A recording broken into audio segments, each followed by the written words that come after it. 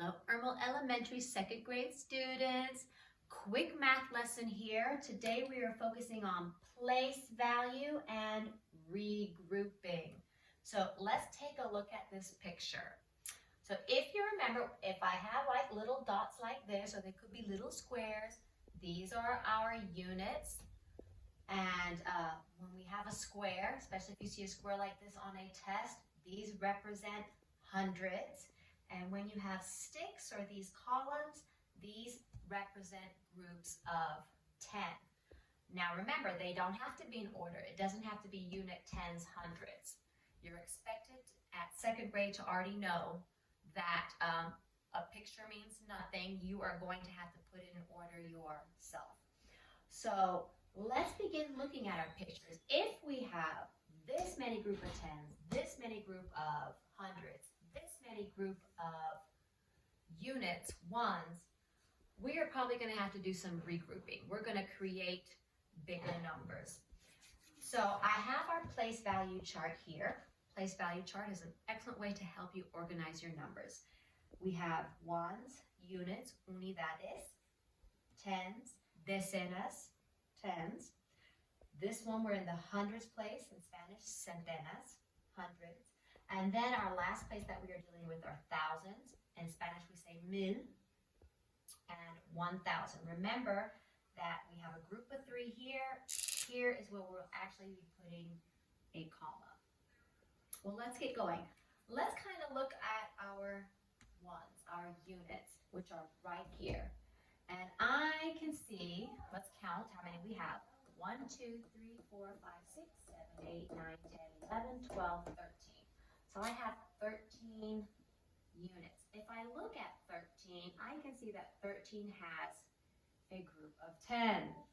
10 cannot live in the units. So 1, 2, 3, 4, 5, 6, 7, 8, 9, 10.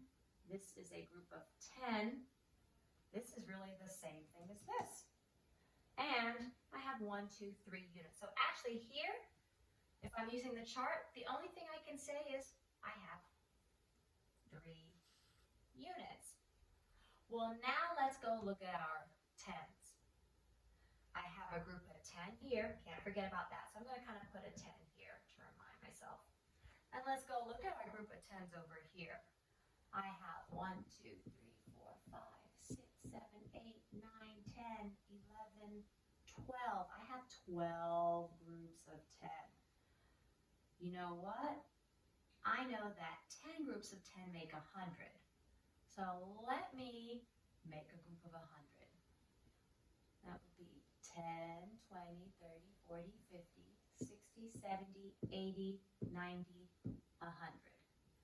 This is a group of 100, and I'm going to put a big 100 like that to remind me that this is the same thing as that.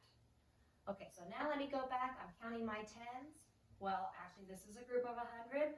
So how many tens do I actually have? 1, because that's a group of 10. 1, 2, 3. I have 3 groups of 10. Moving on to my hundreds. Let's count. 1, 2, 3, 4, 5, 6, 7, 8, 9, 10, 11, 12. 12 hundreds. And you know you just can't put 12 there. Nope. I have learned that 10 groups of 100 make 1,000. Do you remember 1,000? That's when we draw it like a cube. When we have a cube that represents 1,000 because it's 10 of these put together. So I'm thinking we could probably actually get to 1,000. So let's see. I need to make a group of 10. 10 hundreds. 1, 2, 3, 4, 5, 6, 7, 8, 9, 10. This right here has now reached 1,000. All right. So now let's count really how many hundreds do we have left over? 1, 2. I got 2 hundreds. And then last but not least, how many groups of 1,000? I could make 1,000 right here. So that gave me one big group of 1,000. So when I look at all this, how much did I have? I have 1,233. So if I was going to redraw it, I could actually redraw this and do it in a picture form. Do my 1,000. Do my 200,